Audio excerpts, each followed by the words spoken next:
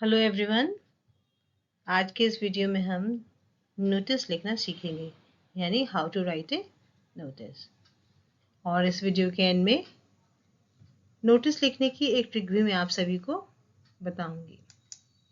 तो सबसे पहले देखते हैं किस तरीके से हम कम्युनिकेशन करते हैं अपने समाज में। तो there are basically two main ways of communication.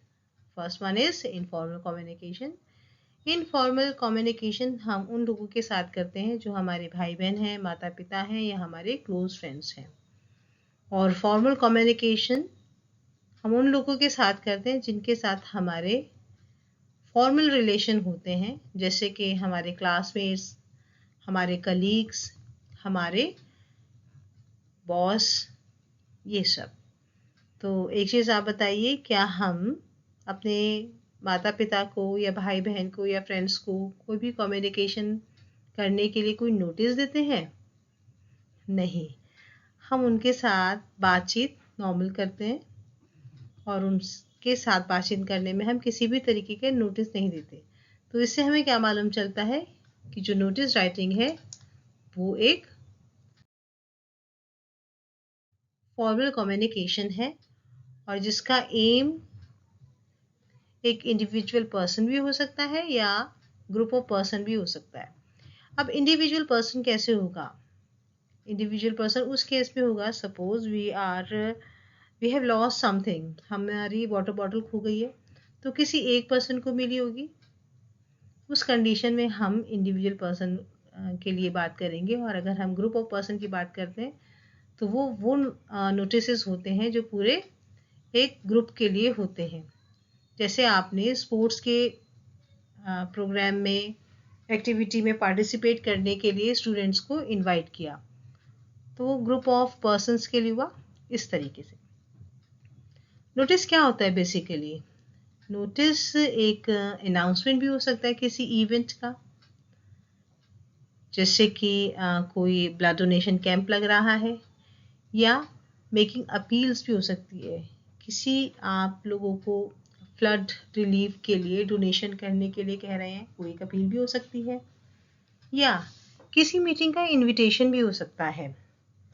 और कुछ सर्टेन इंस्ट्रक्शंस इशू करने के लिए भी हम नोटिस लिख सकते हैं। जैसे कि कोविड-19 के टाइम पे एक बहुत कॉमन नोटिस लगता था सब जगह पे, just we just have to wear mask.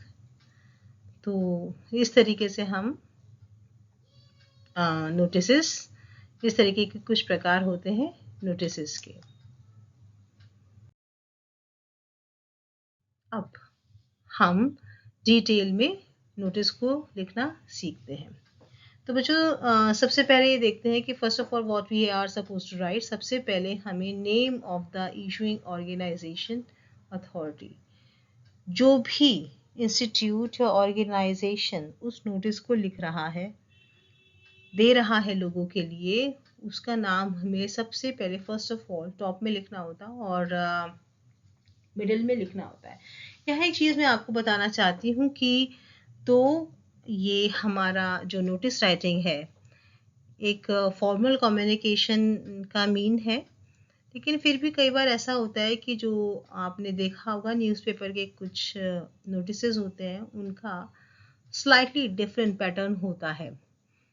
तो कुछ डिफरेंट पैटर्न या फॉर्मेट यूज़ करते हैं अलग अलग ऑर्गेनाइजेशन, फिर भी एक यूनिफॉर्मिटी सब में होनी चाहिए और इसलिए एक स्कूल में इस तरीके के फॉर्मेट को हम यूज़ करते हैं जनरली। तो सबसे पहले what we are suppose to do, सबसे पहले हमें नेम ऑफ द इंस्टीट्यूशन या ऑर्गेनाइजेशन या अथॉरिटी का नेम लिखना होता है इन कैपिटल लेटर्स। उसके नेक्स्ट लाइन में एक जनरल क्वेश्चन होता है कि are we suppose to leave one line और टू लाइन। तो यहाँ पे एक चीज़ और मैं बताना चाहती हूँ कि नोटिस जनरली हम प्लेन पेज पे लिखते हैं, रूल्ड पेज पे नहीं। तो in that case we have to leave a space, थोड़ा सा स्पेस देना होता है हमें, लाइन की कोई बात नहीं होती। तो नेक्स्ट उसमें हम मूव करेंगे, थोड़ा सा स्पेस देकर उसके नीचे हम नोटिस हेडिंग डालेंगे। और हाँ, you also have to make it very clear in your mind कि ये नोटिस हेडिंग भी सिर्फ और सिर्फ कैपिटल लेटर्स में ही हमें लिखनी होती है। नाउ नेक्स्ट जब हम चलते हैं तो हमारे लेफ्ट हैंड साइड पर हमें डेट मेंशन करनी होती है। जिस दिन हम नोटिस लिख रहे हैं उस दिन की डेट हम यहाँ लिखते हैं। उसके बाद आता है मिडिल में हेडिंग। पर्पस क्या है हमारा नोटिस लिखने का, हम वो हेडिंग लिखते हैं। उसके बाद नोटिस की बॉडी या कंटेंट आ जाता है, यानी हम बता रहे हैं किस लिए नोटिस लिखा जा रहा है, क्या रीज़न है, सारा बॉडी में आ जाएगा हमारे। जब हमने नोटिस कंप्लीट कर लिया, इंफॉर्मेशन पास कर दी, तो उसके बाद जो भी राइटर है, जो नोटिस को लिखने वाला है, वो अपने सिग्नेचर पुट करेगा। और ये भी बात ध्यान रखनी होती है कि अगर हम नाम लिख रहे हैं तो हमेशा नाम नीचे होगा। नाम के साथ अगर हम सिग्नेचर भी लिख रहे हैं तो सिग्नेचर हमेशा नेम के हमारे ऊपर लिखे जाएंगे और उस कंडीशन में नेम हमारा ब्रैकेट में आ जाएगा।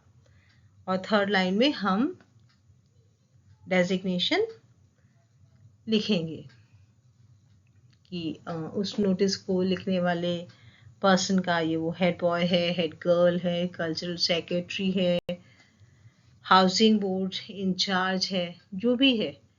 We just have to mention the designation of that person.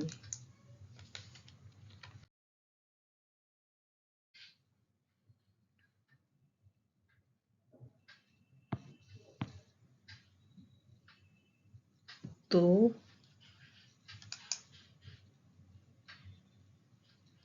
कब कोई भी इंसिडेंट होने वाला है, इवेंट या ओकेजन का कहाँ वेन्यू है, ये हमें बहुत क्लियरली बता देना चाहिए।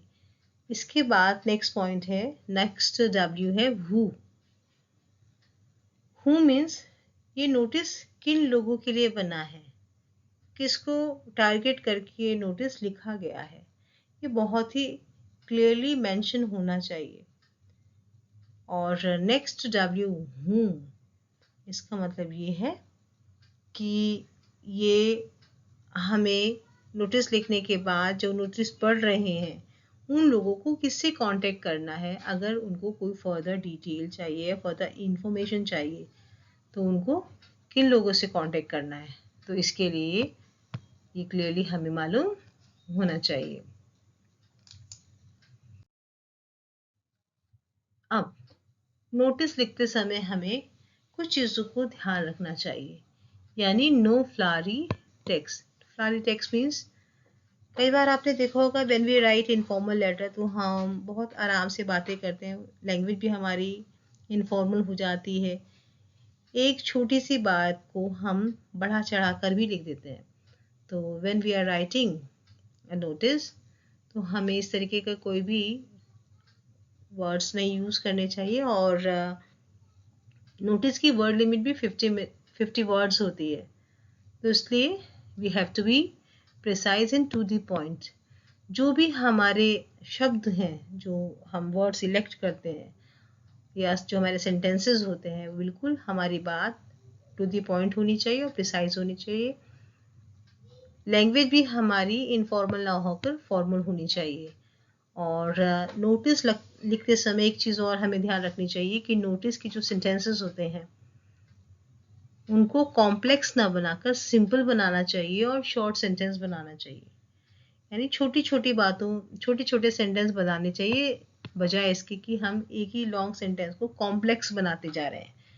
इस तरीके के नोटिस में हमें कॉम्प्लेक्सिटी से बचना चाहिए। Ambiguity should not be there, सब कुछ क्लियर होना चाहिए। और नेक्स्ट और वेरी इंपॉर्टेंट पॉइंट, जब हम नोटिस लिख देते हैं तो उसके बाद हमें एक बॉक्स में नोटिस को रखना चाहिए।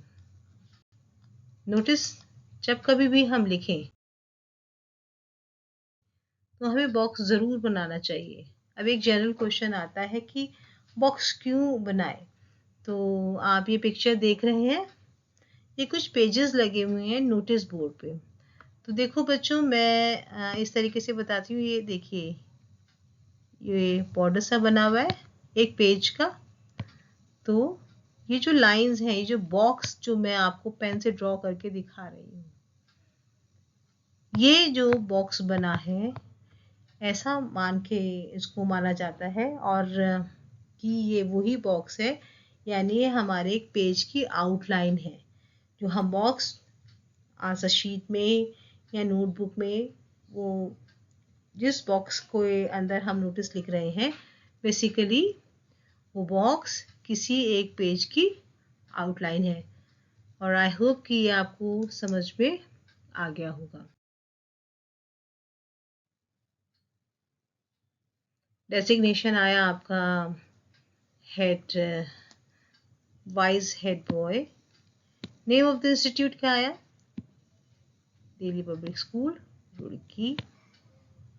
तो देखिए, सबसे टॉप पे what we are suppose to write, हमें क्या लिखना होता है? स्कूल का नाम। तो हम स्कूल का नाम यहाँ लिखा हुआ है, DPS Delhi public school Roorkee. अब इसमें हमें क्या चेंज करना है? चेंज अभी भी हमें करना है इसमें। तो हमें क्या चेंज करना है? हमें ये सारे लेटर कैपिटल में लिखने हैं। उसके नेक्स्ट लाइन में we will write the word notice. फिर लेफ्ट हैंड साइड में हम डेट लिख देंगे। अब आपकी सब हेडिंग क्या होगी? जो हेडिंग है, ये देखिए आप, कंपटीशन किस चीज के लिए हो रहा है? Inter class drawing and painting competition. तो ये आपने हेडिंग लिख दी। ठीक, समझ में आ रही है ये वाली बात? अब आ जाता है कंटेंट या बॉडी। तो आप इस यू को काटिए और लिखिए, our school is organizing an inter class drawing and painting competition for classes 6 to 8। यहाँ तक आपने लिख लिया। अब आपको मुश्किल से एक या दो लाइन उसमें अपनी तरफ से ऐड करनी है। जैसे कि देखते हैं नेक्स्ट स्लाइड में।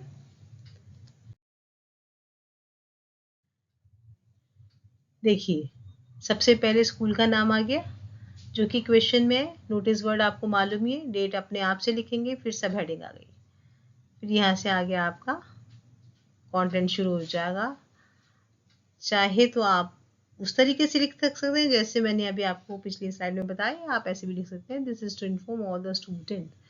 और बच्चों, एक चीज और आपको ध्यान रखनी होती है कि ये जो आपके वर्ड्स है ना, ये जो सेंटेंस है, हाफ,